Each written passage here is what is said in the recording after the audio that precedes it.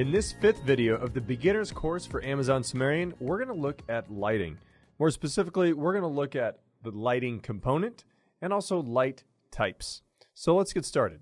I'm returning to the scene that we have been building throughout this course, and we, for the most part, have just been covering several topics and haven't gotten yet to the building, but we will start building more, I promise you soon.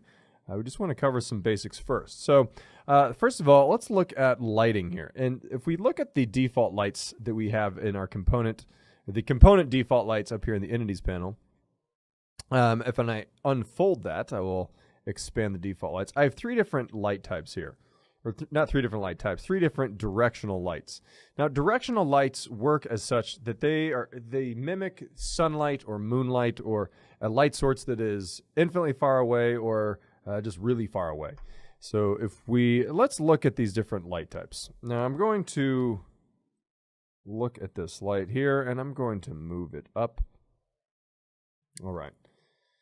Now, the interesting thing about directional lights is that their translation or their locational values within a scene don't change really anything. So if I start moving this light around, it doesn't, I do see the translation values changing over here, but it doesn't make a difference to my scene. That's because the light source, even though we have it actually placed here in this scene, the light source is still coming from infinitely far away. So its location here and towards the center of our scene doesn't make a difference. So I can change the translations all I want.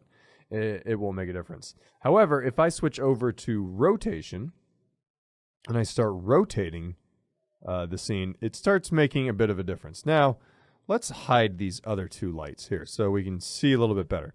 So over here in the entities panel, I just clicked the eye icon. That is to hide or make visible, depending on what you're trying to do, the certain entities you have. So these key and rim lights, I hid those by clicking the eye icon. Now, as I rotate as I rotate this directional light, I'm starting to see a little bit of a difference in our in the lighting within our scene. It gets a little bit lighter. Maybe if well, it's because it's so gray that it's kind of hard to see the difference. Let's change that up to almost white.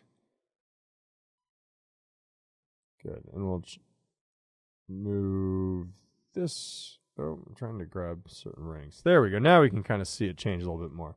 I changed the color of the table so that when I rotate it, you can see that it's reflected more directly. So when it's pointing straight down, that means the light source is coming straight down on it. When it's rotated more in this fashion, the light source is coming more at an angle. So that is what is important to remember about directional lights, is that the translation values do not matter while the rotation values do matter. Okay, now I'm going to hide this light as well. Now it still looks like there's light in our scene, and that's because we still have this sky sphere in the background. But although that is it's light in color, that texture is light in color, so that's why it kind of looks like there's still light, but really there isn't. Especially if you look at these entities we have, they are very dark, and that's because we don't have lights in our scene to actually to be reflected off of. But let's add some other lights to see how they work. So I'm going to go ahead and click a spotlight, and I'm going to drag this one up using the translation handles. Now you can see the cone that comes out of this spotlight, and that's because that is the shape of the light. Now it's pointing really vertically, it is pointing 100% vertical. But if I start rotating this down, now we can kind of start seeing how this light is, how these lights actually work. So as I rotate it down, you start seeing that now we can see that there's a big difference here. Where the light cone actually touches this table, it's very light, and where it doesn't touch, it's still very dark, still in shadow. Now, you might notice that there's no shadow down below the table on the ground here. Well, we can change that by going into the light component of our light. And let's actually change the name of this. We added a light. Let's call it what it is. Spotlight. And then let's collapse the transform component and then expand the light component. If you go down to the shadows property, there's a shadows checkbox. If I check that, then we can start getting some shadows within our scene. Do remember that shadows can be very heavy for scene size, and so if you need it on, you by any means turn it on, but if you don't need it, consider keeping those off. So it's just depending on what you're trying to do, but just remember the shadows are heavy for scene size. And so that's how you would add shadows, and you can also add shadows to directional lights. You cannot add them to point lights, which we will get to shortly, but you can add them for directional. We do not have those turned on for the fill lights, the directional lights that are already there for the scene. All right, I'm going to go ahead and hide the spotlight, and now I'm going to create another entity, and let's add a point light. And let's go back real quick to spotlight. Remember that for the directional lights, translation values did not matter, rotation values did matter. They both matter for a spotlight. So where you place it and how you rotate it does make a difference on the light emission coming from that light source. Now, we did just create another light over here. We'll select that, and let's rename this one Point Light. I'll go ahead and select the translation handles, and I'll just start bringing that up. The point light is actually my favorite because it reflects, it's like a light bulb. So it feels very realistic inside of a scene. So as you move it up and down, you see how it starts feeling like you're in an actual room. So the closer I get, the brighter it gets, the farther away, the darker it gets. And if you zoom out a bit, you can see how far the light actually reaches by these rims right here. By that frame, you can see how far out the light will reach. You can change, and this is true for all of them, you can change the intensity, the specular properties, and the range. Like, that's how far out it reaches.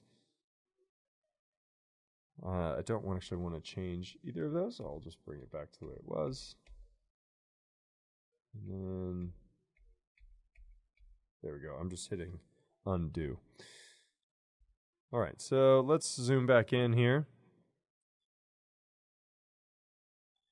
And let's add another point light. So now we'll make it sort of feel for this scene that we're building. We'll make it feel like we're in a room. So I already have one point light. I'm going to go ahead and duplicate that. Then I get a point light 2. When I duplicate an entity, it'll always be sitting in the same location as the original, and so it doesn't appear that there are 2. That's because they're sitting right on top of each other. So if I have point light 2 selected, I can then drag that out over here to start getting seeing it. Okay, and that is what that's how we're gonna leave our lights. You can really place these wherever you'd like.